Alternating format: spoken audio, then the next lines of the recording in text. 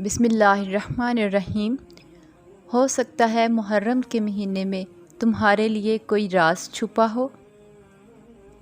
محرم الحرام اسلامی کیلنڈر کا پہلا مہینہ ہے، یعنی مبتدی، ابتدا کرنے والا۔ یہ وہ مہینہ ہے جس میں اللہ تعالیٰ نے زمین و آسمان کی تخلیق فرمائی تھی، اور مسند احمد کی ایک روایت میں ہے کہ جب رسول صلی اللہ علیہ وآلہ وسلم کا گزر ایک یہودی کی پاس سے ہوا تو اس نے یوم عاشوراء یعنی 10 محرم کا روزہ رکھا ہوا تھا۔ حضور صلی اللہ علیہ وآلہ وسلم نے ان سے پوچھا تو بتایا کہ اس دن اللہ تعالیٰ نے حضرت موسیٰ اور بنی اسرائیل کو غرق ہونے سے بچایا تھا اور فرعون کو غرق کر دیا تھا، اور اسی دن حضرت نوح علیہ السلام کی کشتی جودی پر آ کر ٹھہری تھی، اور اس دن نوح نے اور موسیٰ نے اللہ کا شکر ادا کرتے ہوئے روزہ رکھا تھا۔ تب حضرت محمد صلی اللہ علیہ وآلہ وسلم نے فرمایا تھا کہ میں موسیٰ سے زیادہ اس روزہ کا حقدار ہوں، یعنی محرم کے مہینے میں اللہ نے ہر اہم ابتدا پر کن فرمایا تھا۔ قیامت بھی 10 محرم کو آئے گی، یہ بھی تو اس حقیقی زندگی کی ہی ابتدا ہوگی، اور پتہ ہے اس میں تمہارے لیے کیا راز چھپا ہے۔ اللہ نے اسی مہینے کو اسلام کا ابتدائی مہینہ قرار دیا۔ اسی مہینے میں اللہ نے نئے آغاز کیے، دین اسلام کو نئی زندگی عطا کی۔ پتہ ہے اس کے پیچھے تمہارے لیے کوئی خاص وجہ تو ہوگی نا؟ کیا پتہ اللہ تمہیں کچھ سکھانا چاہ رہا ہو سکتا ہے اس سال تمہیں بھی نئے سرے سے دین کا علم مکمل خشوع سے سیکھنے کا پیغام دے رہا ہو سکتا ہے محرم کے مہینے میں تمہارے لیے ایک نئی ابتدا ہونے والی ہو۔ پتہ ہے تمہیں کرنا کیا ہوگا؟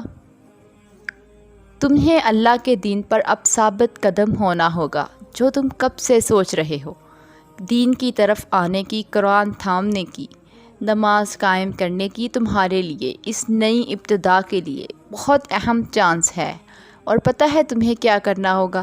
تمہیں اللہ سے سب سے پہلے عہد کرنا ہوگا، تمہیں نماز کی پابندی کرنا ہوگی، تمہیں قرآن کو روزانہ پڑھنے کی عادت بنانی ہوگی، تمہیں احادیث کے ریمائنڈر روز کے روز پڑھنے ہوں گے، تمہیں اپنی اگلی نسل کی ابتدا جو حساب و کتاب سے شروع ہوگی اس کی تیاری کرنی ہوگی، تمہیں ابھی سٹارٹ کرنا ہوگا، تمہیں اب ہی تو ان سوالات کے جوابات یاد کرنے ہوں گے۔ اور پتہ ہے وہ سوالات کیا ہیں؟ تم جانتے ہو کہ حشر کے روز سب سے پہلا سوال نماز کے بارے میں کیا جائے گا، تو تمہیں سب سے پہلے اپنی نماز کی تیاری کرنا ہوگی، تمہیں نماز کی پابندی کرنا ہوگی، تمہیں نماز کے سارے فرائض اور سنتوں کو خشوع خضوع سے اپنانا ہوگا، تمہیں نماز کے ذریعے ہی تو اللہ کی قربت ابھی سے حاصل کرنی پڑے گی۔ اگر تم ابھی سے اللہ سے دوستی نہیں کرو گے تو حشر کے روز کس منہ سے اس کے سامنے جاؤ گے؟ تم سے جب نماز کے بارے میں سوال کیا جائے گا تو کیا کہو گے؟ تم یہ کہو گے کہ اللہ آپ کی ملاقات سے زیادہ عزیز دنیا کی آسائشیں تھیں، یا تم یہ کہہ سکو گے تم پہلے اور سب سے آسان سوال کا جواب ہی نہیں دے سکے گے، تو آگے کیا کرو گے؟ اور پھر رفتہ رفتہ اللہ تم سے مزید فرائض کا سوال کرے گا، تب کیا کہو گے؟ اللہ آپ کی دی ہوئی روح، آپ کا دیا ہوا دماغ، آپ کا دیا ہوا جسم، آپ کی دی ہوئی زندگی، آپ کی دی ہوئی دنیا مجھے آپ سے زیادہ عزیز ہو گئی تھی، مجھے آپ سے رجوع اور ملاقات سے زیادہ اچھا دنیا سے رجوع اچھا لگتا تھا۔ کیا واقعہ تم میں ہمت ہوگی یہ کہنے کی؟ تب تو تم کہہ بھی نہیں سکو گے، اور اب اتنی ہمت ہے کہ یہ سب کرتے پھر رہے ہو۔ اللہ تمہیں مہلت پہ مہلت دیے جا رہا ہے، وہ تمہیں موت سے پہلے کتنے موقع دے رہا ہے کہ صراط مستقیم اپنا لو، تم کیوں نہیں سن رہے اپنے اللہ کی؟ اللہ نے تمہیں ایک اور ابتدا سے نوازا ہے، اس نے تمہیں ایک اور موقع دیا ہے، اس نے تم سے زندگی نہیں چھینی، وہ تمہاری نافرمانی کے باوجود تمہیں سب دے رہا ہے، اور تم مزید نافرمانیاں کرتے جا رہے ہو۔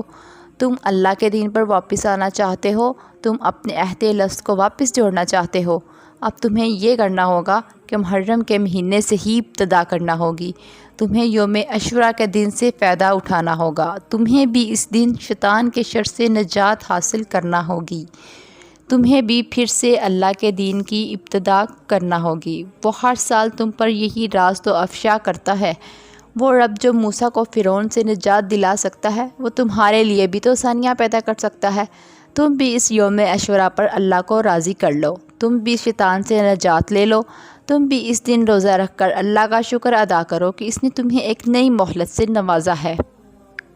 پتہ ہے یوم عاشوراء کے متعلق سیدنا اسماء بن حارثہ رضی اللہ تعالیٰ عنہا سے حضرت محمد صلی اللہ علیہ وآلہ وسلم نے کیا فرمایا تھا؟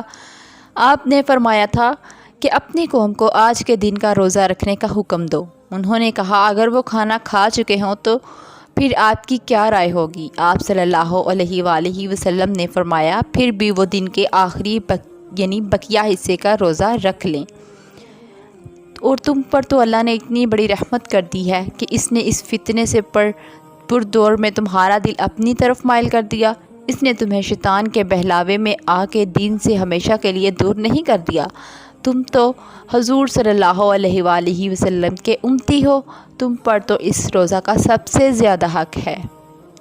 ایک اور روایت میں ہے کہ سیدنا عبداللہ بن عمر رضی اللہ تعالیٰ عنہ کہتے ہیں دور جاہلیت والے لوگ یوم عاشوراء کا روزہ رکھا کرتے تھے، لیکن جب ماہ رمضان کی فرضیت کا حکم نازل ہوا تو رسول صلی اللہ علیہ وآلہ وسلم سے اس روزے کے بارے میں سوال کیا گیا۔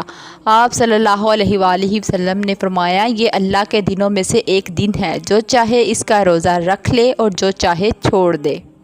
اس روزے کی اہمیت کا اندازہ یہیں سے ہو جاتا ہے کہ ابھی رمضان کے روزے بھی فرض نہیں تھے، تب بھی یوم عاشوراء کا روزہ رکھا جاتا تھا، اور حضرت محمد صلی اللہ علیہ وآلہ وسلم نے بھی اس روزے کی خصوصی تاکید فرمائی تھی، بلکہ آپ نے تو یہود سے مماثلت کے باعث 9 محرم کے روزے کا بھی حکم دے دیا تھا۔